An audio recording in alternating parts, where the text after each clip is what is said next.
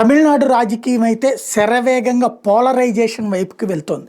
ఎట్లయితే ఆంధ్రప్రదేశ్లో జగన్ అనేటటువంటి శక్తిని దెబ్బ కొట్టడం కోసం జనసేన, తెలుగుదేశం పార్టీ, భారతీయ జనతా పార్టీ ప్రత్యక్షంగా, సిపిఐ, సిపిఎం, కాంగ్రెస్ పరోక్షంగా పొత్తు పెట్టుకున్నట్టే తెలంగాణ, తమిళనాడులో వచ్చేటప్పటికి కీలకమైనటువంటి అడుగులు పడుతున్నాయి. అందులో పోలరైజేషన్ ఏఐఏడిఎంకేతో భారతీయ జనతా పార్టీ జయిస్తోంది.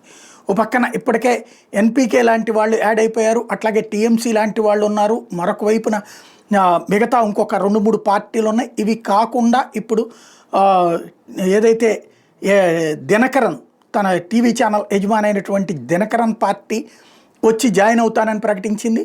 కాకుండా ఇప్పుడు పళనిస్వామితో గొడవపడి పార్టీ చేత బహిష్కృతుడై బయట ఉన్నటువంటి పన్నీరు సెల్వం, ఓపీఎస్, ఒకప్పుడు ముఖ్యమంత్రిగా చేసినటువంటి పన్నీరు సెల్వం కూడా ఇప్పుడు భారతీయ జనతా పార్టీలో చేరబోతున్నాడు.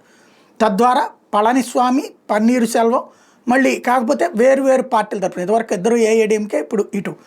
తద్వారా డిఎంకే వ్యతిరేక శక్తుల్ని పోలరైజ్ చేసేటటువంటి అడుగులు. అట్ ద సేమ్ టైం డిఎంకేకి వచ్చేటప్పటికి దాంట్లో డిఎంకేలో ఉన్నటువంటి భాగస్వామ్య పక్షాలు కూడా ఒకళ్ళిద్దరు బయటకు వెళ్ళేటటువంటి పరిస్థితి ఉంది.